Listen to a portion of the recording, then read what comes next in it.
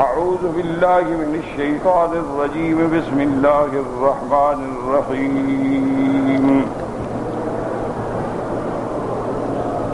وآية لهم أنا حملنا ذريتهم في الفلك المشحون وخلقنا لهم من مثله ما يركبون وإن نشأ نغرقهم فلا صريخ لهم ولا هم ينقذون إلا رحمة منا ومتاعا إلى حين وإذا قيل لهم اتقوا ما بين أيديكم وما خلفكم لعلكم ترحمون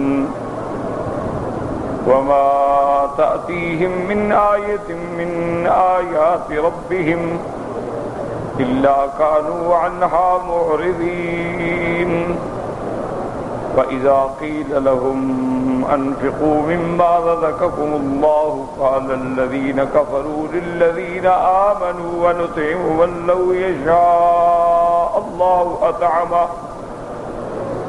إن أنتم إلا في ضلال مبين۔ اللہ تبارک و تعالی نے کلام مقدس کی ان آیات مبارکہ میں جو سورۃ یاسین کی آیات ہیں، اول اس میں اس بات رسالت کا ذکر آیا۔ اللہ تبارک و تعالی نے سب سے پہلے حضور صلی اللہ علیہ وسلم کی رسالت کا اس بات فرمایا، پھر اللہ تبارک و تعالی نے ایک علاقے کی بات بیان کی، ایک بستی کی بات بیان کی، وہ انطاکیہ تھی یا کوئی اور تھی، کہ ہم نے وہاں بھی رسولوں کو بھیجا لیکن انہوں نے تکذیب کی۔ پہلے اللہ نے 2 رسول بھیجے، انہوں نے تکذیب کی، پھر اللہ نے ان کی مدد کے لیے ایک تیسرا پیغمبر بھیجا۔ فَعَزَّزْنَا بِثَالِثٍ فَقَالُوا إِنَّا إِلَيْكُمْ مُرْسَلُونَ، نے کہا کہ ہم اللہ کے بھیجے ہوئے ہیں، اللہ کے رسول ہیں، لیکن اس قوم نے انکار کر دیا۔ قالوا ما انتم الا بشر مثلنا، کہ تم ہماری طرح انسان ہو اور بشر جو ہے وہ نبی نہیں ہو سکتا، تم جو دعویٰ نبوت کر رہے ہو جھوٹ ہے، اللہ نے تم پہ کچھ نہیں اتارا ہے۔ اللہ کے ان پیغمبروں نے جواب دیا، قالوا ربنا یعلم، کہ رب ہمارا جانتا ہے، انا الیکم لمرسلون، اللہ نے ہی ہمیں تمہاری طرف بھیجا ہے، ہم رسول ہیں، انسان ہیں، ولد آدم ہیں، اللہ نے ہمیں رسالت کے لیے منتخب کیا ہے۔ وما علینا الا البلاغ المبین، اور ہماری ذمہ داری صرف یہ ہے کہ اللہ کا پیغام ہم کھول کے پہنچا دیں جو ہم نے پہنچا دیا۔ پھر انہوں نے پیغمبروں کو نعوذ باللہ طعنہ دیا کہ ہم تم سے بدفعلی لیتے ہیں کہ تمہارے آنے سے ہم پر یہ عذاب نازل ہو رہے ہیں۔ قالوا انا تطیرنا بکم لئن لم تنتہوا، اگر تم لوگوں نے اپنی اس دعوت کو بند نہ کیا، لنرجمنکم، ہم تمہیں ماریں گے، ولمسنکم منا عذاب علیم، اور ہم سے پہنچے گا تمہیں عذاب دردناک۔ پیغمبروں نے سمجھایا، بدبختو طائرکم معکم، تمہارا نصیب، تمہاری فال بدفعلی تمہارے ساتھ، ہم نے کیا کیا؟ ان ذکرتم، صرف تم کو ڈرایا ہے، اللہ کی طرف بلایا ہے، اسی پہ تم بگڑ گئے ہو۔ بل انتم قوم مسرفون، تم قوم ہی ایسی ہو حد سے نکلنے والی۔ اب ان کی مدد کے لیے اکثر مدینہ سے ایک آدمی آیا، بعد میں فرمایا اس کا نام حبیب النجار تھا، لیکن اللہ عالم قرآن نے اس کا نام نہیں لیا۔ وجاء من اقصى المدینہ رجل یسعى، شہر کے آخری کنارے سے آدمی آیا بڑا اہتمام سے۔ یسعى کا معنی دوڑنا بھی ہوتا ہے اور یسعى کا معنی اہتمام بھی ہوتا ہے، جیسے صفا کو بھی آپ کہتے ہیں السعی بین الصفا والمروہ، لیکن اسی طرح قرآن کہتا ہے اذا نودی للصلاۃ من یوم الجمعۃ، جب اذان جمعہ سنو تو فسعوا الی ذکر اللہ، تو معنی یہ نہیں کہ دوڑ پڑو، معنی یہ ہے کہ اب مسجد میں جانے کی تیاری کرو، اب وقت ہو گیا۔ تو سعی معنی اہتمام بھی ہے اور سعی معنی دوڑنا بھی ہے، ورنہ تو نماز کے لیے دوڑ کے آنا جو ہے شریعت میں منع ہے، حضور صلی اللہ علیہ وسلم نے فرمایا کہ اگر جماعت کھڑی ہو گئی ہے اور تم باہر سے آ رہے ہو تو بالکل نہ دوڑو، علیکم السکینۃ والوقار، آرام سے چلو، جو تمہیں مل جائے الحمدللہ، ما فاتکم فاتموا، اور جو رکعتیں رہ جائیں ان کو بعد میں پورا کر لو، کیونکہ اللہ تمہاری نیتوں کو جانتے ہیں کہ تم نماز کے لیے چل پڑے ہو۔ دوڑنا جو ہے شریعت میں وہ منع ہے۔ اس پیغمبر کے اعانت کے لیے جو بندہ آیا، انہوں نے کہا کہ اللہ کے بندو لحاظ کرو، یہ اللہ کے پیغمبر ہیں، اللہ کے رسول ہیں، ان کی پیروی کرو، اتبعوا۔ قال یا قوم اتبعوا المرسلین، اللہ کے بھیجے ہوئے پیغمبروں کی اتباع کرو۔ اتبعوا من لا یسألکم اجرا وہم مہتدون، اور تم ان کی اتباع کرو جو تم سے کچھ بھی نہیں چاہتے، کوئی بدلہ نہیں چاہتے، کوئی مالی ہدیہ نہیں چاہتے، اور ہیں بھی وہ ہدایت پر، اور تمہیں بھی ہدایت کی طرف بلاتے ہیں۔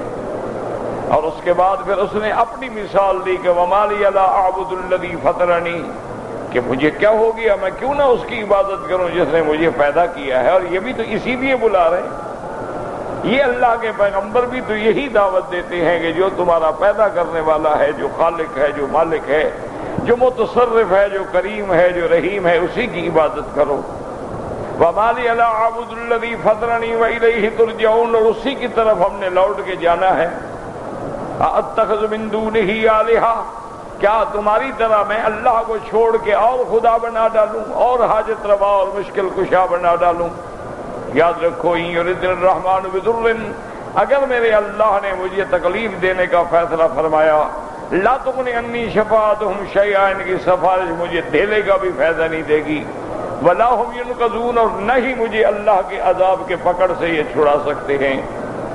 انی اذا لفی ضلال مبین، اگر میں اللہ کی توحید چھوڑ کر، اللہ کی عبادت چھوڑ کر غیر اللہ کی عبادت میں پڑ جاؤں تو کھلی گمراہی ہے۔ اور آپ نے فرمایا ہے میری قوم سن لو، انی آمنت بربکم فاسمعون، میں تو اس رب پر ایمان لایا ہوں جو میرا بھی رب ہے، تمہارا بھی رب ہے، اچھی طرح جان لو الحمدللہ میں مسلمان ہوں۔ لیکن ان ظالموں نے اللہ کے پیغمبروں کو بھی اور اس بندے کو بھی شہید کر دیا۔ جب وہ اللہ کے راستے میں شہید ہو گیا تو اللہ نے اسے دنیا میں بھی انعامات سے نوازا، کیونکہ شہید جو ہیں ان کا بہت بڑا مرتبہ ہے، ان کا بہت بڑا مقام ہے، ان کی بہت بڑی عزت و عظمت ہے اللہ کے ہاں۔ اس سے بڑی بات کیا ہوتی ہے کہ اللہ نے قرآن پاک میں فرما دیا ہے کہ جو لوگ میرے راستے میں شہید ہوتے ہیں انہیں تم مردہ بھی نہ کہا کرو، وہ تو ابدی زندگی پا گئے ہیں، وہ تو ہمیشہ کے لیے زندہ ہو گئے ہیں۔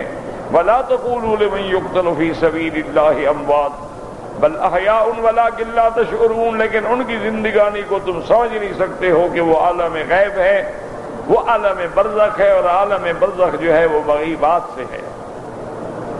اس لیے اللہ نے اپنے اس بندے کو حکم کی لدخل الجنہ، اللہ نے حکم دیا کہ تم جنت کی نعمتوں میں داخل ہو جاؤ۔ یاد رکھو حقیقی جنت میں داخلہ جو ہے وہ قیامت کے بعد ملے گا، لیکن جنت کی نعمتوں میں اللہ داخل فرما دیتے ہیں۔ جیسے کہ حدیث مبارک میں آتا ہے کہ مومن کے لیے مرنے کے بعد قبر کے اندر بھی جنت کی طرف سے کھڑکی کھول دی جاتی ہے اور مومن اس سے تنعم حاصل کرتا ہے۔ اللہ تبارک و تعالیٰ اس کے لیے قبر میں 70 ذراعاً 70 ہاتھ وسعت پیدا فرما دیتے ہیں۔ اللہ تبارک و تعالیٰ کے فرشتے آ کے اس کو تسلی دیتے ہیں، مبارک دیتے ہیں، اور کہتے ہیں کہ تم آرام کرو، تمہارا رب بھی راضی ہے تم سے۔ تو جنت کی نعمتوں میں جب وہ داخل ہوا، قیل ادخل الجنہ قال یا لیت قومی یعلمون بما غفر لی ربی وجعلنی من المکرمین، کہنے لگا کہ اے کاش میری قوم کو پتہ چلتا کہ دیکھیں اللہ نے مجھے کیا عزت دی ہے، اللہ نے مجھے کیا مقام دیا ہے۔ تو اس سے ہمیں سبق ملا کہ ایمان والا بندہ دنیا میں ہو اس کو قوم کی فکر ہوتی ہے، مرنے کے بعد بھی قوم کی فکر ہوتی ہے کہ کاش میری قوم بھی ہدایت پہ آ جائے، کاش میرے باقی بھائی بھی جنت میں آ جائیں اور جہنم کی آگ سے بچ جائیں۔ قیل ادخل الجنۃ قال یا لیت قومی یعلمون بما غفر لی ربی وجعلنی من المکرمین۔ اور یاد رکھیں یہ ہدایت ہے اور جنت میں جانا ہے اور موت حق بیان سب اللہ کا کرم ہے۔ اللہ جب ہدایت کے فیصلے کرتے ہیں تو پھر دیر نہیں لگتی۔ اسی لیے یاد رکھیں کہ ایک تاریخ میں واقعہ آتا ہے ابو الیزید البسطائی رحمت اللہ علیہ اللہ کے اولیاء میں سے علماء میں سے گزرے ہیں. یہ بایزید بستامی نہیں ہے، بایزید بستامی الگ آدمی ہیں. ان کی کنیت ہے ابو الیزید البسطائی. یہ بھی اللہ کے بہت بڑے اولیاء میں تھے اور بہت بڑے عالم تھے. رات کو خواب میں دیکھتے ہیں کہ خواب میں کوئی کہنے والا حکم دیتا ہے کہ ابو الیزید اٹھو اور کل جو ہے تم فلاں گرجے کے اندر داخل ہو جاؤ، تمہارا وہاں جانا بہت ضروری ہے. ابو الیزید کہتے ہیں میں حیران ہو گیا کہ میرا گرجے سے کیا تعلق ہے بھائی؟ گرجا تو کافروں کا ہوتا ہے، نصرانیوں کا ہوتا ہے، اور مجھے حکم ہو رہا ہے کہ گرجے میں داخل ہو جاؤ. لیکن میں نے سوچا کہ اس میں ہو سکتا ہے اللہ کی کوئی حکمت ہو. تو فرماتے ہیں کہ میں نے اس ٹائم کے مطابق وضو کیا، تیاری کی اور اللہ سے دعائیں مانگتا ہوا گرجے میں داخل ہو گیا.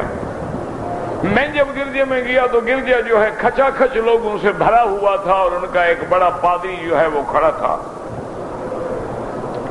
اس نے اپنی تقریر بند کر دی. اس پادری نے کہنے لگا اصل بات یہ ہے کہ میں اب تقریر نہیں کروں گا کہ ہمارے اس مجمع میں ایک مسلمان آ گیا ہے، پہلے اس کو نکالو. جب تک اس کو نہ نکالو گے اس وقت تک میں اپنی بات جاری نہیں رکھوں گا. تو حضرت کھڑے ہو گئے، انہوں نے کہا مسلمان تو میں ہوں لیکن میں تمہیں کیا کہہ رہا ہوں بھائی، تم اپنی تقریر کرو، لوگ سن رہے ہیں تو میں بھی سنوں گا. اس نے کہا کہ نہیں، ایک شرط پہ میں تمہیں بیٹھنے دوں گا کہ میں تم سے کچھ سوالات کروں گا، اگر میرے سوالات کے جواب دے دو تو پھر تمہیں اجازت ہوگی بیٹھنے کی، اور اگر میرے سوالات کے جوابات نہ دے سکو تو پھر تمہیں نکلنا ہوگا. ابو الیزید البسطائی رحمت اللہ علیہ کھڑے ہو گئے، فرمایا پوچھو کیا پوچھتے ہو. اس نے کہا اچھا مجھے یہ بتاؤ کہ وہ ایک کون سا ہے جس کا دوسرا نہیں، وہ دو کون سا ہے جس کا تیسرا نہیں، وہ تین کون سا ہے جس کا چوتھا نہیں، وہ کون سی چیز ہے چوتھی ہے لیکن پانچویں نہیں، وہ کون سی چیز ہے جو 6 ہے لیکن 7واں نہیں، وہ کون سی چیز ہے جو 8 ہے لیکن 9واں نہیں، وہ کون سی چیز ہے جو 10 ہے لیکن اس میں کبھی اضافہ بھی ہو سکتا ہے، اور وہ کون سی چیز ہے جس کا عدد 12 ہے لیکن 13 نہیں، وہ کون سی چیز ہے جس کا عدد 14 ہے لیکن 15 نہیں، وہ کون سی چیزیں ہیں جس کو اللہ تبارک و تعالیٰ نے بغیر ماں باپ کے پیدا کیا ہے. تو اگر میرے ان سوالات کا جواب دے سکتے ہو تو پھر تو تمہیں اس مجلس میں بیٹھنے کا حق ہوگا، ورنہ اجازت نہیں ہوگی. آپ نے فرمایا سنو، وہ ایک اللہ کی ذات ہے جس کا دوسرا کوئی نہیں، اور وہ دو جو ہیں دن رات ہے جس کا تیسرا کوئی نہیں، یا دن ہوگا یا رات ہوگی، اور وہ تین ایسے ہیں جو حضرت موسیٰ علیہ السلام نے خضر پہ سوال کیا تھا، اس کا چوتھا کوئی نہیں. حضرت موسیٰ علیہ السلام نے خضر سے 3 باتوں کا سوال کیا تھا، ایک اما السفینۃ اور دوسرا اما الغلام اور تیسرا اما الجدار فقال للغلامین، تو چوتھا سوال ہے ہی نہیں. اور اس نے کہا کہ اچھا یہ بتاؤ کہ وہ 8 کیا ہے؟ انہوں نے کہا اللہ کے وہ فرشتے جنہوں نے عرش کو اٹھایا ہوا ہے، یحمل عرش ربک فوقہم یومئذ 8، اس کا 9 کوئی نہیں. اس نے کہا اچھا یہ بتائیں کہ 10 ہے لیکن بڑھ بھی سکتا ہے. انہوں نے کہا من جاء بالحسنۃ فلہ عشر امثالھا، اللہ فرماتے ہیں جو نیکی کرے گا 10 گنا اجر ملے گا، لیکن میں اگر چاہوں تو 700 گنا بھی بڑھا دوں. اس نے کہا اچھا مجھے یہ بتائیں کہ وہ 12 کون ہے جس میں 13 کوئی نہیں ہے. اس نے کہا وہ موسیٰ علیہ السلام کا معجزہ ہے کہ جب اللہ نے حکم دیا اور آپ نے پتھر پہ اپنا عصا مارا، فانفجرت من حسنتا 10 عینا، اس سے 12 چشمے پھوٹ پڑے. یہ وہ 12 ہیں. اس نے کہا اچھا یہ بتاؤ 9 ہو جس کا 10 نہیں. اس نے کہا وہ موسیٰ علیہ السلام کے معجزات ہیں. اللہ نے فرمایا وَلَقَدْ آتَيْنَا مُوسَىٰ 9 آیات بینات، ہم نے موسیٰ علیہ السلام کو 9 معجزے دیے ہیں. اس نے کہا اچھا 4 ہیں لیکن 5واں نہیں. اس نے کہا ایک تورات ہے، زبور ہے، انجیل ہے، قرآن ہے، 5ویں کوئی کتاب نہیں ہے اس وقت دنیا میں جس کا نام ہو. انہوں نے کہا اچھا آپ یہ بھی بتا سکتے ہیں وہ کون سی چیزیں ہیں جن کو اللہ نے بغیر ماں اور باپ کے پیدا کیا ہے؟ آپ نے فرمایا اللہ نے آدم کو بغیر ماں اور باپ کے پیدا کیا ہے، اللہ نے فرشتوں کو بغیر ماں اور باپ کے پیدا کیا ہے، اور اللہ تبارک و تعالیٰ نے جو حضرت اسماعیل کے بدلے میں مینڈھا بھیجا تھا اس کو بھی بغیر کسی ماں باپ کے پیدا کیا ہے. وَفَدَيْنَاهُ بِذِبْحٍ عَظِيمٍ. اللہ نے حکم دیا تھا جبریل علیہ السلام کو کہ جنت سے مینڈھا لے جائیں تاکہ ابراہیم علیہ السلام کی قربانی جو ہے وہ پوری ہو جائے. اس نے کہا اچھا یہ مجھے بتائیں کہ وہ 6 کون سے ہیں جس کا 7واں نہیں؟ اس نے کہا قرآن میں ہے هُوَ الَّذِي خَلَقَ السَّمَاوَاتِ وَالْأَرْضَ وَمَا بَيْنَهُمَا فِي 6 أَيَّامٍ کہ اللہ نے آسمانوں اور زمینوں کو 6 دنوں میں پیدا کیا ہے. تو یہ 6 ہیں، یہ 7 نہیں ہو سکتے. اللہ نے قرآن میں نص قطعی بیان فرما دی ہے. اور نے کہا اچھا یہ مجھے آپ بتا سکتے ہیں کہ کوئی ایسی چیز بھی ہے جس کا عدد 14 ہو اور 15 نہ ہو؟ اور نے کہا ہاں، اللہ نے جب زمینوں اور آسمانوں کو خطاب کیا ثم استوى إلى السماء فهي دخان فقالتا وللأرض ائتيا طوعا أو كرها قالتا أتينا طائعين. زمینیں بن گئی، آسمان بن گئی، 7 آسمان 7 زمینیں 14 ہو گئی. تو اللہ نے ان کو حکم دیا 15ویں کوئی چیز نہیں ہے. تو آپ نے جب سارے جواب دے دیے تو ہکا بکا ہو گیا. آپ نے فرمایا دیکھو تم نے مجھ سے جتنے سوال کیے ہیں میں نے جواب دیا ہے، اب میں ایک سوال کرتا ہوں اور تجھے میرے ایک سوال کا جواب دینا ہوگا. اور نے کہا اچھا ٹھیک ہے تم کرو، کیا سوال ہے؟ فرمایا یہ بتاؤ جنت کی کنجی کیا ہے؟ اب جناب وہ آئے بائیں شاہ. آپ نے فرمایا نہیں، میں نے تم نے جتنی سوال کی ہے میں نے جواب دیا. اب میرا بھی تو ایک سوال ہے نا کہ جنت کی کنجی کیا ہے؟ تم اپنے ممبر پہ کھڑے ہو اور دعویٰ کرتے ہو کہ دین عیسیٰ پہ ہو تو سچی بات کرو. اب وہ ٹالنے لگا، سارے لوگ کھڑے ہو گئے. انہوں نے کہا یہ کیا بات ہے؟ اگر مسلمانوں سے پوچھو وہ ہر بات کا جواب دیا، اس نے قرآن سے دلیل دی تمہیں ہر بات کی. یہ نہیں کہ ایسے کہ تمہیں ٹرکھانے کے لیے کہہ دیا ہو. اور تم سے ایک سوال کرتا ہے تم جواب نہیں دیتے ہو. اس نے کہا میں سچی بات کا جواب دوں گا. اس نے سچی باتیں کی ہیں، تم بھی سچی بات کرو. اس نے کہا جنت کی کنجی پوچھتے ہو تو لا الہ الا اللہ محمد الرسول اللہ، اس کے بغیر کوئی جنت میں نہیں جائے گا. سب نے کھڑے ہو کے کلمہ پڑھ لیا اور ہزاروں آدمی مسلمان ہو گئے. تو اللہ تبارک و تعالیٰ جب کسی سے کام لیتا ہے اس لیے ان کو ہر وقت قوم کی فکر ہے. گرجے میں جانا پڑے، ان کو کلیسا میں جانا پڑے، ان کو دشمنوں میں جانا پڑے، ان کو کسی غلط مقام پہ جانا پڑے، لیکن ہر وقت تڑپ ہوتی ہے کہ کسی طرح لوگوں کو توحید سمجھ آ جائے. اب دیکھیں حضرت یوسف علیہ السلام قید خانے میں بیٹھے ہیں، وہاں لوگ آتے ہیں تعبیر پوچھنے کے لیے، لیکن حضرت یوسف تعبیر بتانے سے پہلے کیا کہتے ہیں؟ یا صاحب السجن ارباب متفرقون خیر ام اللہ الواحد القہار. اے میرے قید کے ساتھیوں ذرا عقل سے بات کرو، ایک خدا بہتر ہوتا ہے یا ہزاروں خدا بہتر ہوتے ہیں؟ کہ کبھی اس کے آگے سر جھکایا، کبھی اس قبر پہ سر جھکایا، کبھی سورج کے آگے سر جھکایا، کبھی درختوں کے آگے سر جھکایا، کبھی شمس و قمر کو خدا مانا، کبھی بروج کو خدا مانا، کبھی ستاروں کو سعد اور نحس مانا. ان سارے چکروں سے بچنے کے لیے ایک خدا کے دروازے پہ کیوں نہ آ جاؤ؟ اور پھر جو تم نے خدا بنا رکھے ہیں تو تم نے نام رکھے ہوئے ہیں، یہ حاجت روا ہے، یہ مشکل کشا ہے، یہ داتا ہے، یہ غوث اعظم ہے. نہ اللہ نے نام رکھے ہیں، نہ انبیاء نے نام رکھے ہیں، نہ ان بزرگوں نے اپنے نام یہ رکھے ہیں. ان کے نام جو تھے وہ تو عبد القادر تھے، ان کا نام تو حضرت علی حجویری تھا، ان کا نام تو نظام الدین تھا، ان کا نام تو معین الدین تھا، ان کا نام تو سلیم الدین تھا، ان کا نام تو بائی عدید تھا، ان کا نام تو ابراہیم ابن ادہم تھا. انہوں نے تو کبھی نہیں کہا کہ ہم غوث اعظم ہیں، ہم غوث الثقلین ہیں، ہم حاجت روا ہیں، ہم مشکل کشا ہیں، ہم ناخدا ہیں، ہم ڈوبتے ہوں کو نکالنے والے ہیں. ان بزرگوں نے کبھی نہیں کہا یہ تہمت ہے اور قیامت میں تم پکڑے جاؤ گے.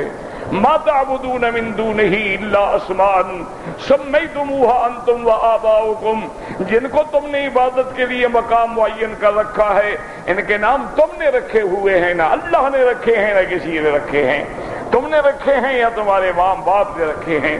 تو یاد رکھیں کہ مومن جس حال میں ہو اسے ایک فکر ہوتی ہے کہ کسی طرح میری قوم جو ہے وہ مسلمان ہو جائے.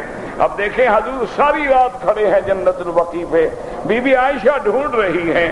حضور نے فرمایا عائشہ تمہیں اپنی فکر ہے، انک فی شان وانا فی شان، تمہیں اپنی فکر ہے کہ نبی میرے گھر سے اٹھ کے کس بیوی کے پاس چلا گیا، اور مجھے تو امت کا فکر ہے کہ میری امت کا کیا ہوگا. اور آپ نے فرمایا کہ آج جو میں نے دعا مانگی ہے تم نے بنی کلاب کے بکریاں دیکھی ہیں؟ بی بی عائشہ نے کہا یا رسول اللہ وہ تو بہت بڑا ریوڑ ہے۔ آپ نے فرمایا ان بکریوں کے بالوں کے برابر اللہ نے میری امت کو میری آج کی دعا سے معاف کر دیا ہے۔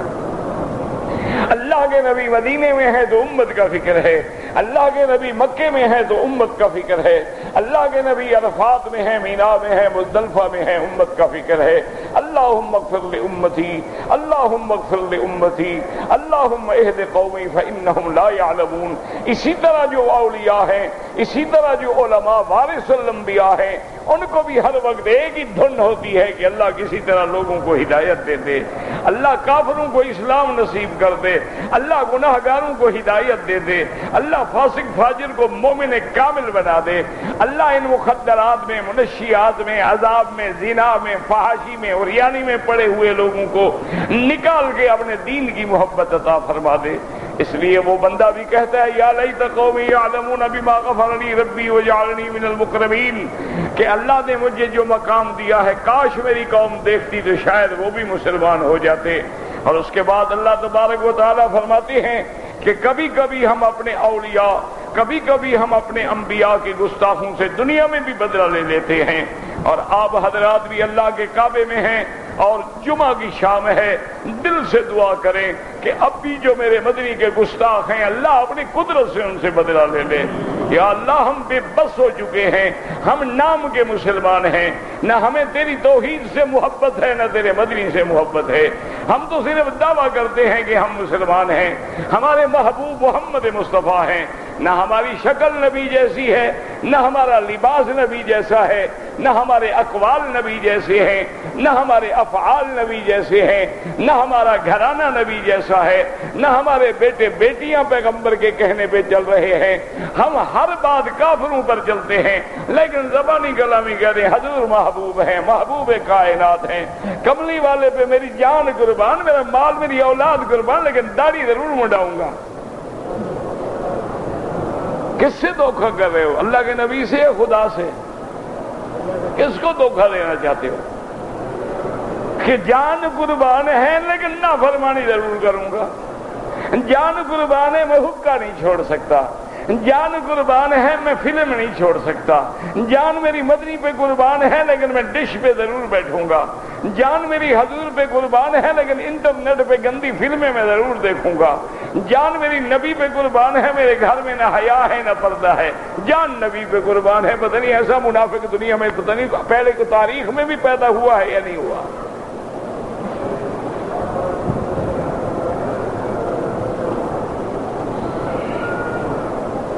اب دیکھیں یہاں پر اللہ نے فرمایا کہ پھر ہم نے اپنے اولیاء کا بدلہ دیا۔ وما انزلنا على قومه من بعده من جند من السماء وما كنا منزلين، فرمایا اس کے بعد ہم نے اس دشمنوں سے بدلہ لینے کے لیے وہ لشکر نہیں بھیجا اور نہ ہمیں لشکر اتارنے کی ضرورت ہے۔ ان كانت الا صيحة واحدة فإذا هم خامدون، وہ تو محض ایک چیخ تھی کہ سارے کے سارے بجھ کے رہ گئے اور مر گئے۔ اللہ نے جبریل کو حکم دیا، جبریل علیہ السلام شہر کے گیٹ پہ آئے، دروازے پہ آئے، دروازے کی عزازت الباب کو پکڑ کے کھڑے ہوئے اور چیخ ماری، ساری قوم مر گئی۔ اس کے بعد اللہ فرماتے یا حسرت علی العباد، کاش افسوس ہے ان بندوں پہ، اور کہ جب بھی ان کے پاس پیغمبر آتا ہے، جب بھی ان کے پاس میرا پیغام آتا ہے یہ ٹھٹھا کرتے ہیں، مخول کرتے ہیں۔ الم یروا کما اہلکنا قبلہم من القرون انہم الیہم لا یرجعون، کیا یہ اندھے ہیں نہیں دیکھتے؟ کیا یہ نہیں جانتے؟ کیا نہیں پڑھتے کہ ان سے پہلے ہم نے کتنی قوموں کو تباہ کر ڈالا ہے؟ وَإِن كُلٌّ لَمَّا جَمِيعٌ لَّدَيْنَا مُحْضَرُونَ، اور سارے کے سارے اولین و آخرین قیامت میں میری دربار میں حاضر ہوں گے۔ اللہ نے فرمایا وَآيَةٌ لَّهُمُ الْأَرْضُ مَيْتَةٌ أَحْيَيْنَاهَا، تمہارے سامنے نشانی ہے کہ مردہ زمینوں کو ہم زندہ کرتے ہیں، پھر اس سے تمہارے لیے دانے نکالتے ہیں جو تم کھاتے ہو۔ وَجَعَلْنَا فِيهَا جَنَّاتٍ مِّن نَخِيلٍ وَأَعْنَابٍ، پھر زمین میں ہم تمہارے لیے باغات پیدا کرتے ہیں کھجوروں کے، انگوروں کے۔ وَفَجَّرْنَا فِيهَا مِنَ الْعُيُونِ، اور ہم نکالتے ہیں چشموں سے پانی۔ لِيَأْكُلُوا مِن ثَمَرِهِ وَمَا عَمِلَتْهُ أَيْدِيهِمْ، تاکہ تم ان پھلوں کو کھاؤ حالانکہ تم نے کچھ بھی نہیں کیا ہے، زیادہ سے زیادہ تم نے تو ایک بیج کو مٹی میں ڈالا ہے، لیکن اس کو بنانے والا، چلانے والا، اٹھانے والا جو ہے وہ تو اللہ تبارک و تعالیٰ کی ذات ہے۔ افلا یشکرون، تم اتنی نعمتوں کے بعد اللہ کا شکر نہیں کرتے ہو؟ سبحان الذی خلق الازواج کلھا، پاک ہے وہ ذات جس نے ہر چیز کے جوڑے پیدا کیے ہیں، چاہے وہ زمین سے نکلیں، چاہے انسان سے نکلیں، اور چاہے وہ مخلوق جن کو تم نہیں جانتے ہو۔ اور فرمایا میری نشانیاں قدرت کی دیکھو، وآیۃ لہم اللیل، کہ نشانی دیکھو رات ہے، ہم نے نسلخ منہ النہار، ہم نے دن کی روشنی کا اوپر جو چادر تھی وہ اتار لی اور یہ اندھیرے میں رہ گئے۔ والشمس تجری لمستقر لہا، سورج اپنے مقام کے لیے اپنے زمان کے لیے چل رہا ہے۔ یہ سورج چاند کا نظام جو ہے، ذالک تقدیر العزیز العلیم، یہ اس ذات کا بنایا ہوا ہے جو غالب بھی ہے، جو علم والا بھی ہے، کہ مجال ہے اس نظام میں کہ ذرے کے برابر بھی فرق آ جائے۔ والقمر قدرناہ منازل، اور چاند کے لیے ہم نے منزلیں معین کر دی ہیں، حتی عاد کالعرجون القدیم، پہلے آتا ہے چڑھتا ہے اور پھر اس کے بعد ایسے ہو جاتا ہے جیسے پرانی ٹہنی ہوتی ہے۔ للشمس ينبغي لها ان تدرك القمر، سورج کو طاقت نہیں ہے کہ وہ جا کے چاند کو ہاتھ سے پکڑ لے۔ ولللیل سابق النہار، اور نہ رات کو کہ وہ دن سے پہلے آئے، بلکہ جو اللہ نے نظام رکھا ہے وہ کلن فی فلک یسبحون، یہ تمام چیزیں جو ہیں فلک میں تیر رہی ہیں۔ یسبحون کا معنی تیرنا، تو یاد رکھیں یہ آسمانوں میں نہیں ہے، فلک میں ہیں۔ آسمان الگ چیز ہے اور فلک الگ چیز ہے، نہ سورج آسمان میں ہے، نہ چاند آسمان میں ہے، نہ یہ سیارات آسمان میں ہیں۔ اس لیے قرآن کہتے ہیں انا زینا السماء الدنیا بزینت الکواکب، تو زینت وہ ہوتا ہے جو باہر ہو، اندر کی چیز کی زینت کون دیکھتا ہے ما سوا اللہ کے؟ تو اس لیے یہ ساری چیزیں جو ہیں باہر ہیں اور اللہ تعالیٰ کی نشانیوں میں، اللہ کی قدرتوں میں ہیں۔ اب آج کے سبق میں جو ہم نے پڑھا ہے یہ بھی اللہ کی قدرت کی نشانی۔ فرمایا وآیۃ لہم انا حملنا ذریتہم فی الفلک المشحون۔ اللہ فرماتے ہیں میری قدرت کی نشانیوں میں سے نشانی ہے انا حملنا ذریتہم، کہ ہم نے ان کو اٹھایا، ان کی اولادوں کو ایک ایسی کشتی میں جو بھری ہوئی ہے۔ اللہ فرماتے ہیں نشانیوں پہ غور کرو کہ دریا کس نے پیدا کیا، دریا پہ پھر کشتیاں کس نے چلائیں، اور کس نے یہ کیفیت پیدا کر دی کہ دریا کا پانی جو ہے وہ املس ہے۔ یاد رکھو دریا جو ہے یہ املس ہوتے ہیں۔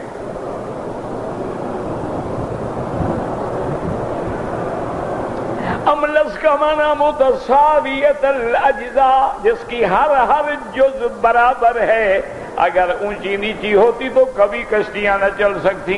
یہ اللہ کا نظام ہے کہ اللہ نے پانی کو املس بنایا ہے، متساویت الاجزاء ہے کہ اس میں کشتیاں تیرتی ہیں اور لاکھوں من کا وزن اٹھاتی ہیں۔ اللہ نے ذکر کیا پھر اس پہ بھی غور کرو کہ ہم نے تمہیں اولادیں دیں، تمہاری اولادوں کو بھی ہم نے کشتیوں میں بٹھایا اور کشتیوں سے تم نے روزی کا ذریعہ۔ وَخَلَقْنَا لَهُم مِّن مِّثْلِهِ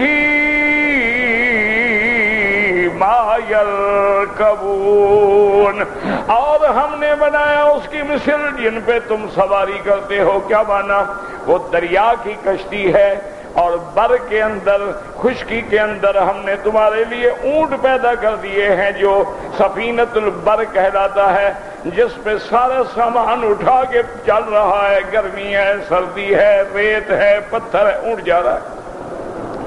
وَإِن نَّشَأْ نُغْرِقْهُمْ، اور اگر ہم چاہیں تو ان کو غرق کر دیں، فَلَا صَرِيخَ لَهُمْ وَلَا هُمْ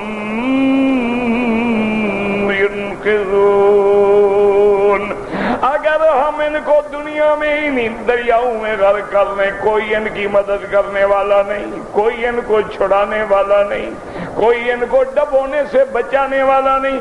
الا رحمتا منا ومتاعا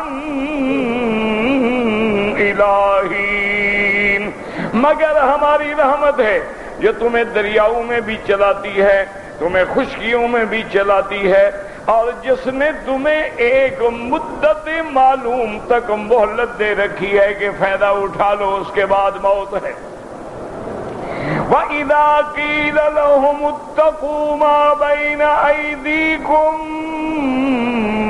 وَمَا خَلْفَكُمْ لعلکم ترحمون۔ اللہ نے فرمایا جب ان کو کہا جاتا ہے کہ اللہ سے ڈرو، تقوی اختیار کرو، جو اعمال کر کے آگے بھیج رہے ہو اور جو پیچھے چھوڑ رہے ہو، ہر چیز میں اللہ سے ڈرو، اللہ کا تقوی اختیار کر لو۔ یاد رکھو تقوی کے مراتب ہیں، مدارج ہیں۔ پہلا درجہ یہ ہے کہ شرک سے بچو، دعا کرو اللہ ہر کلمے پڑھنے والوں کو شرک سے بچائے۔ اور دوسرا تقوی کا مرتبہ یہ ہے شرک سے بھی بچو، کبیرہ گناہوں سے بھی بچو، یہ تقوی۔ اور آخری درجہ ہے شرک سے بھی بچو، کبیرہ گناہوں سے بھی بچو، اور صغیرہ گناہوں سے بھی بچو۔ اور بعض علماء نے فرمایا ایک سب سے اونچا درجہ ہے کہ وہ شرک سے بھی بچتے ہیں، کبیرہ صغیرہ سے بھی بچتے ہیں، مباحات کو بھی چھوڑ دیتے ہیں ڈر کے مارے کہ کہیں مباح پہ عمل کرنے سے کسی مکروہات میں نہ پڑ جائیں۔ جیسے حضور پاک نے فرمایا کہ ایک آدمی ہے، اس نے اپنے سبزے کے لیے باہر سے ایک رکھ پیدا کی ہے، باہر سے باڑ لگا دی ہے۔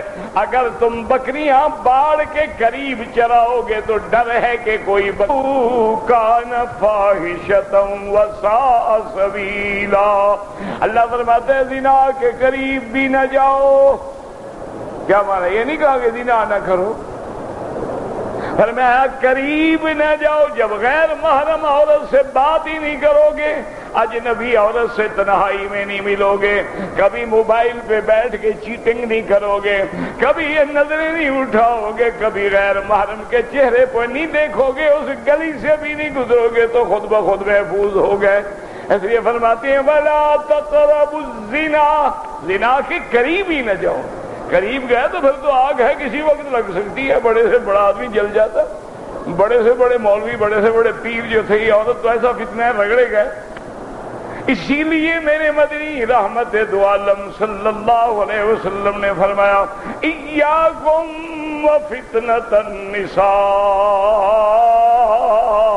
آپ نے فرمایا خبردار عورتوں کے فتنے سے بچنا، عورتوں کے فتنے سے بچنا۔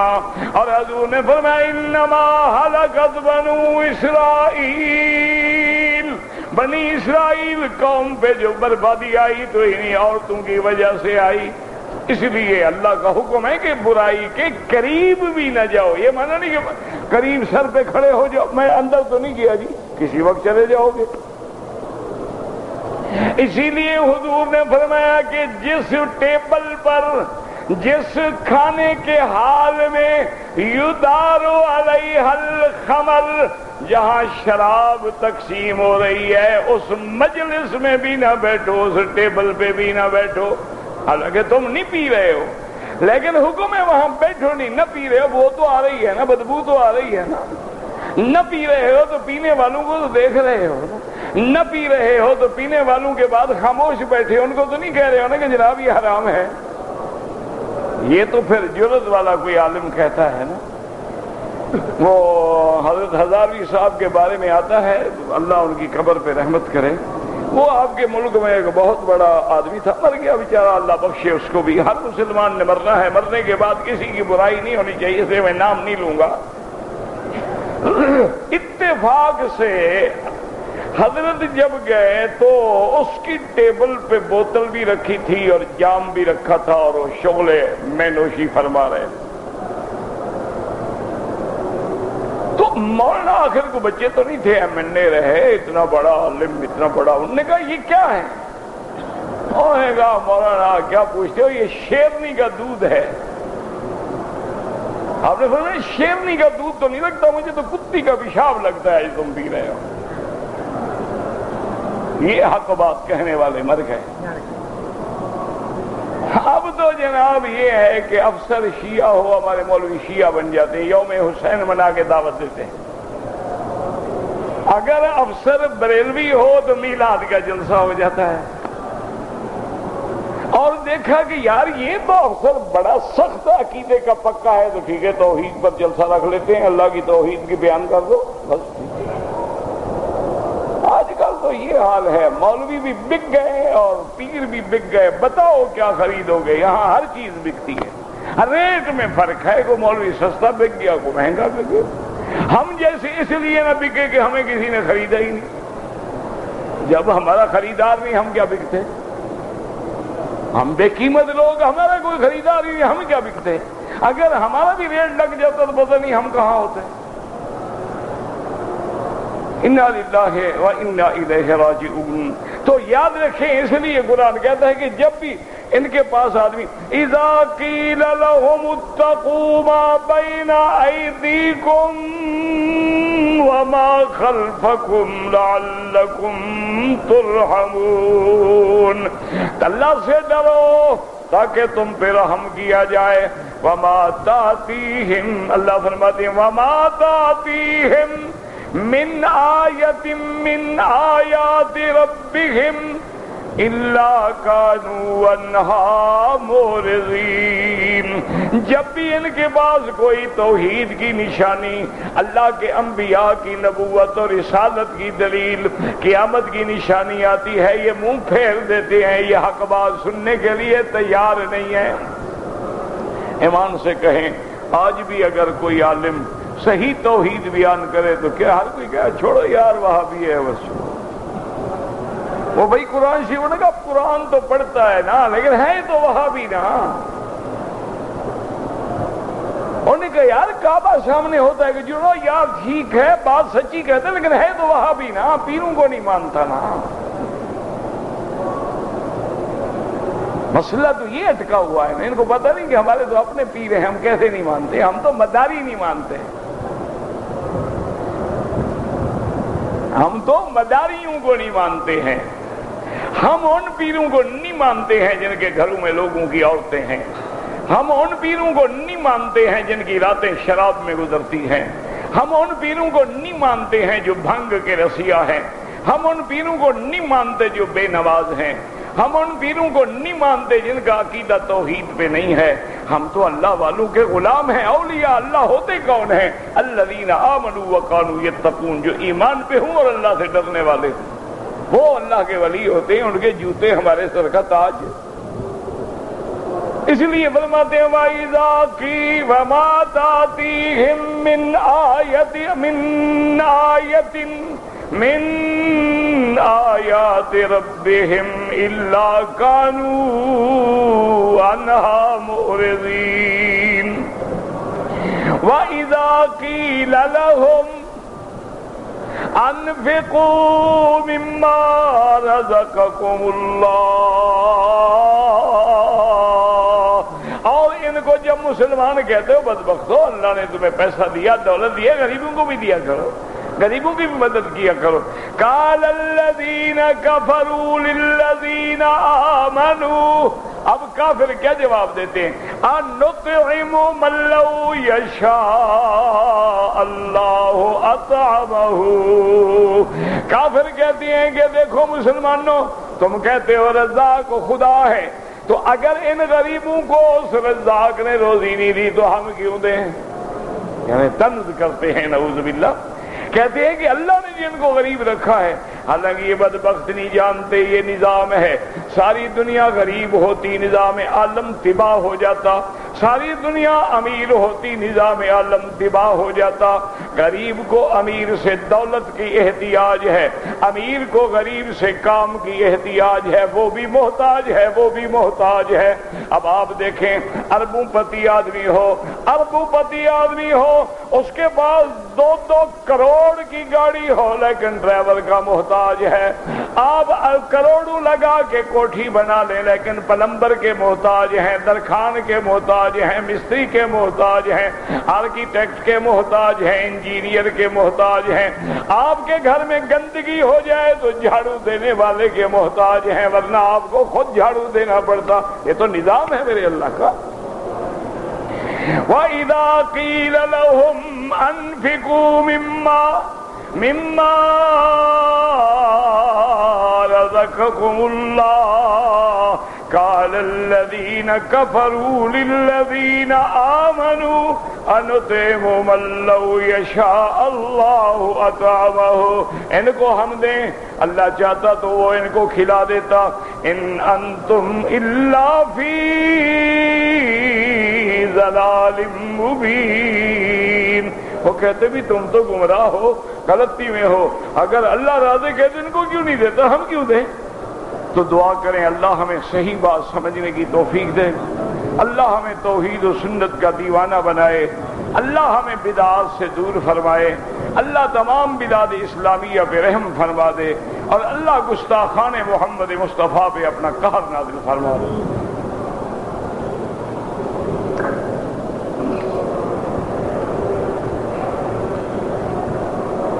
ایک آدمی نے عمرہ کیا، عمرہ کرنے کے بعد طواف کیا، صفا مروہ دوڑ کے، صفا نہیں دوڑا، سر مڑا دیا، دم پڑ گئی ایک بکری. صفا واجب ہے، واجب چھوڑا، دم پڑ گئی.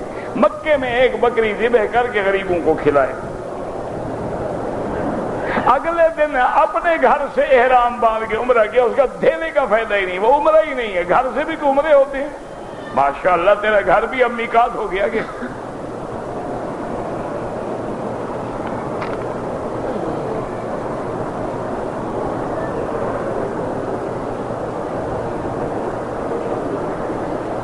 ایک جماعت ہے، اللہ رسول کی بات تو کرتے ہیں لیکن بعد میں مٹھائی کھلاتے ہیں. وہ اس لیے کھلاتے ہوں گے نا، مٹھائی نہ کھلائیں تم جاتے نہیں ہوگے نا. کیا کریں غریب، تمہیں بلانے کے لیے کوئی ہیلا تو کرنا پڑتا ہے نا. بہرحال یہ کوئی سنت نہیں ہے کہ آدمی تقریر کے بعد یا جلسے کے بعد مٹھائی کا بھی انتظام کرے، لیکن اگر نیت صالح ہو تو کوئی مسئلہ بھی نہیں. کوئی ایسا کفر اسلام کی جنگ بھی نہیں ہے.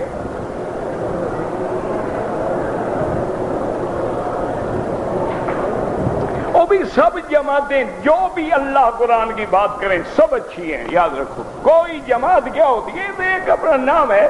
اصل یہ دیکھو کہ ان کا عقیدہ توحید پہ، سنت پہ، اتباع رسول صلی اللہ علیہ وسلم پہ ٹھیک ہے، سب ٹھیک ہے. ہاں وہ جماعتیں غلط ہیں، صحابہ کے دشمن ہیں، اہل بیت کے دشمن ہیں، حدیث رسول کے دشمن ہیں، سنت رسول کے دشمن ہیں، وہ جماعتیں گمراہ ہیں. یاد رکھو. یعنی ایک جماعت ہے لیکن ان کو ابو بکر عمر عثمان سے بغض ہے تو قرآن کی مخالف ہو گئی. اگر ایک جماعت ہے شان محمد مصطفیٰ کی گستاخ ہے، اللہ نے حکم دیا کہ میرے نبی کی آواز سے اونچی آواز نہ کرو، یہ گستاخی کرے تو یہ کہاں سے جماعت خیر کی ہو گئی. اسی طرح معتزلہ ہیں، خوارج ہیں، روافض ہیں، نواصب ہیں، قدریہ ہیں، مشبہ ہیں، کرامیہ ہیں، قادیانیہ، یہ سب فرق باطلہ. باقی سب ٹھیک ہے، بس اگر بدعت میں پڑے ہیں دعا کرو اللہ ان کو بھی سنت پہ لے آئیں.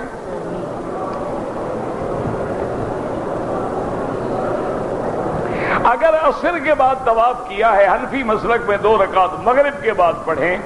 امام شافعی اور امام احمد بن حنبل کے نزدیک مکے میں ہر وقت جائز ہے.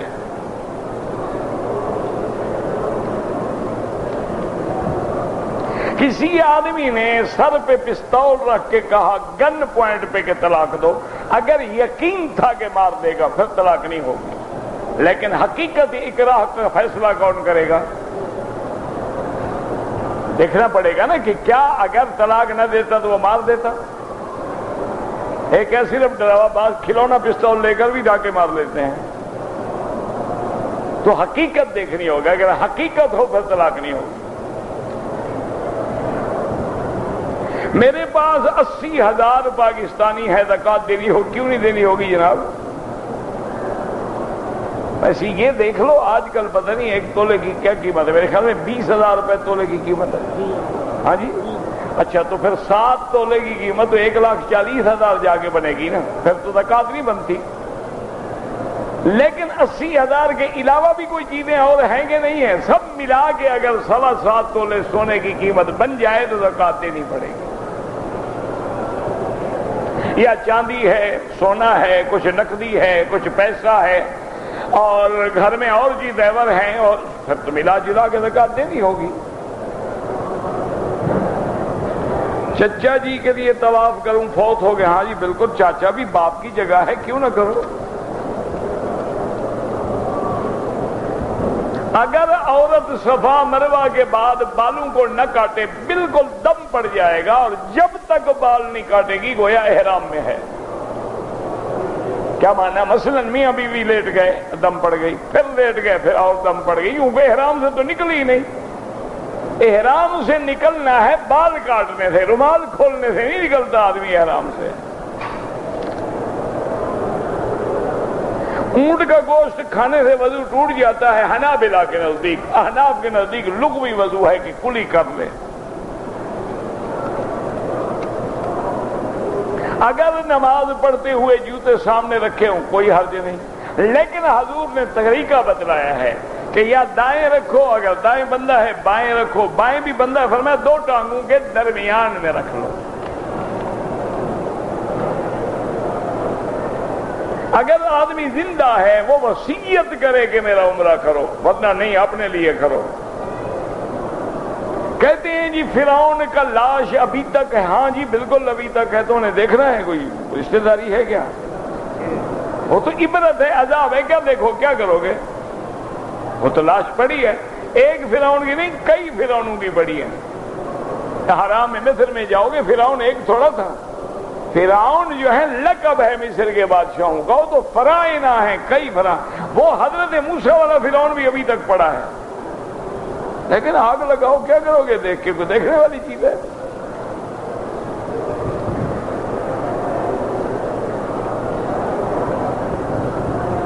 ایک ہی سوال ہے، اگر ہم مکے میں رہتے ہوئے عمرہ کرنا چاہیں، مکے میں رہتے ہوئے افضل یہ ہے کہ طواف زیادہ کرو، جتنا وقت عمرے پہ لگاؤ اتنا وقت طواف میں لگاؤ تو زیادہ ثواب ہے۔ مثلا عمرہ کرتے ہوئے 2 گھنٹے لگتے ہیں، 2 گھنٹے تم طواف کرتے رہے، یہ زیادہ ثواب۔ لیکن اگر کرنا چاہو تو پھر مسجد عائشہ جانا ہوگا یا جیرانہ جانا ہوگا، وہاں سے احرام باندھ کے آئیں گے۔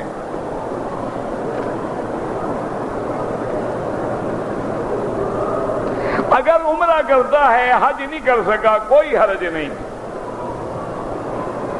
اگر ایک آدمی کی بیٹیاں جوان ہیں، بیٹا جوان ہے، تو ان کی شادی کرنے سے پہلے حج یا عمرہ کر سکتے، بالکل کر سکتے۔ یہ کیا مسئلہ ہے؟ رشتہ 10 سال نہ ملے حج بھی چھوڑ دے؟ یہ لوگوں نے من گھڑت قصے بنائے ہوئے ہیں نا۔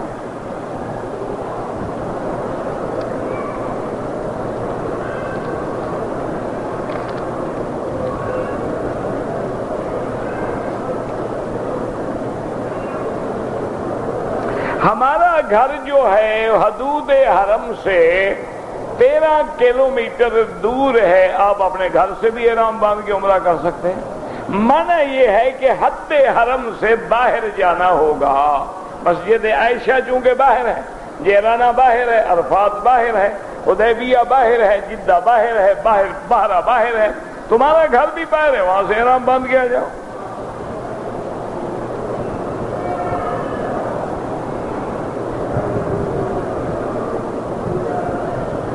عورت کے لیے نماز ہوٹل میں پڑھنا افضل ہے یا حرم میں؟ ہوٹل میں اپنے کمرے میں پڑھنا افضل ہے، لیکن تمہارے کہنے سے عورت بلا ہوٹل میں رہے گی۔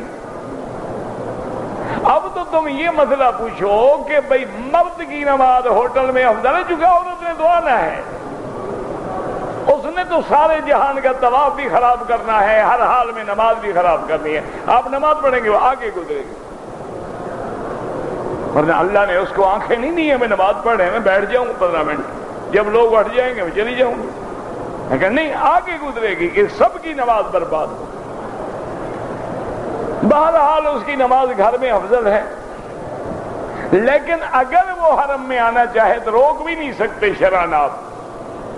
آپ نے حضور کی حدیث ہے کہ لا تمنعوا اماء اللہ عن بیوت اللہ، اللہ کے بندیوں کو مسجد میں آنے سے مت روکا کرو، لیکن اگر وہ گھر میں پڑھیں تو افضل ہے۔ وَبُيُوتُهُنَّ خَيْرٌ لَهُنَّ، ان کے لیے ان کا گھر افضل ہے۔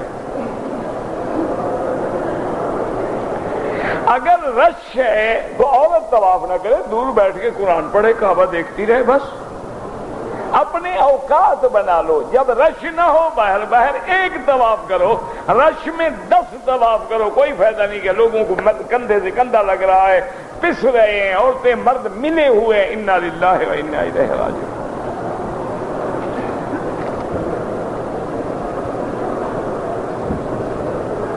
اگر ایک آدمی نے ایک طواف کے 7 چکر پورے کر لیے، 2 رکعت نہیں پڑی، دوسرا طواف شروع کر دے، کوئی حرج نہیں۔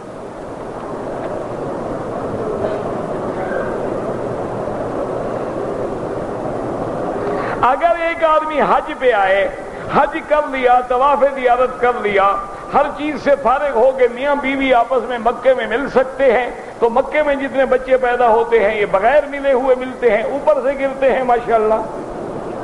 عجیب بات ہے، یہ اچھی بات ہے بھئی، جب اللہ کا بندہ مکہ ہو، مدینہ ہو، بیوی بیوی ہے تمہاری، حالت احرام میں حرام ہے نا، یہ تھوڑا کہ ہمیشہ کے لیے حرام ہو گیا۔ اچھا حج کرایا ہم نے بیوی کو، وہ بھی فارغ ہو گئی، ہم بھی فارغ ہو گئے۔ مکے میں ملنا تو ضروری ہے، یہاں آدمی زمزم پیتا ہے، کہاں صبر ہوتا ہے۔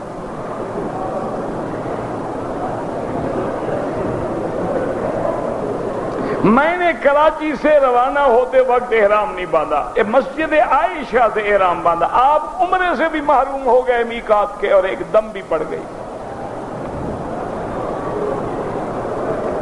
مسجد عائشہ کا عمرہ کہاں اور میقات کا عمرہ کہاں؟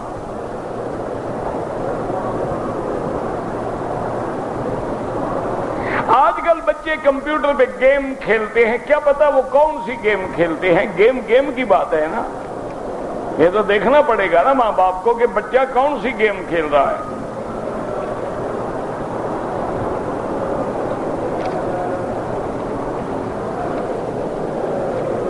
وہ باقاعدہ اخبار میں آیا تھا، ایک انگریز خاتون نے کہا کہ میں نے سوچا کہ میری بیٹی کی عمر 7 سال ہو گئی ہے، آج جب وہ اسکول سے واپس آئے گی تو میں اس کے ساتھ کچھ بیٹھ کے ڈسکس کروں گی اور بتاؤں گی کہ عورتوں کی کیا خواہشات ہوتی ہیں اور کیا جنسی تقاضے ہوتے ہیں اور کیا ہوتا ہے۔ اور دیکھا جب وہ آئی میں نے اس سے بات کی، ماشاءاللہ وہ مجھ سے زیادہ ہوشیار نکلی۔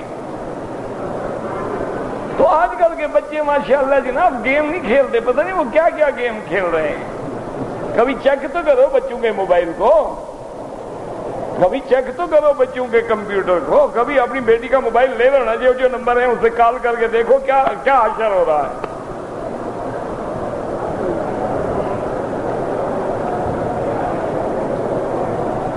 اگر پاؤں پہ زخم ہے زمزم لگائیں، بالکل لگائیں، کیوں نہ لگائیں، آخر غسل کریں، سب جائز ہے۔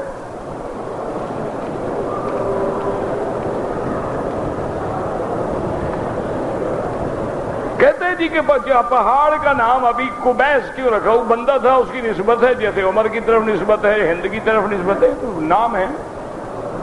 تم اپنے علاقے کا کیا نام رکھتے ہو؟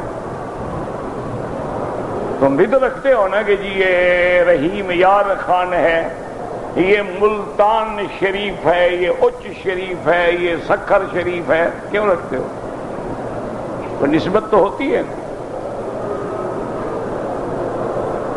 مسجد میں کتا چلا گیا، آپ مار کے نکال دو، اور کیا کرا، سر پہ بٹھا، یہ بھی مسئلہ ہے نا۔ کتا چلا گیا نکال دو، اگر کوئی اثر ہے دھو ڈال۔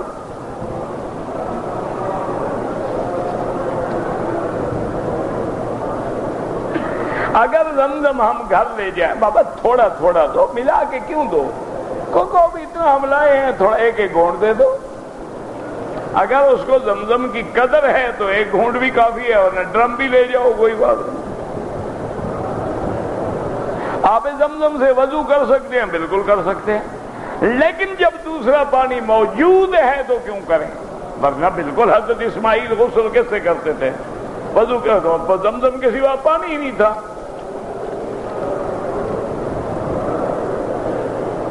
اگر ایک آدمی نے طواف کر لیا عصر کے بعد، صفا مروہ دوڑ لیا، سر مڈا لیا، 2 رکعت بعد میں پڑھی، کوئی حرج نہیں، 2 رکعت تو 4 دن بعد بھی پڑھ سکتے ہو۔ اگر دوران طواف خطبہ شروع ہو جائے، بیٹھ چھوڑ دو طواف، خطبے کا حکم ہے کہ سنو۔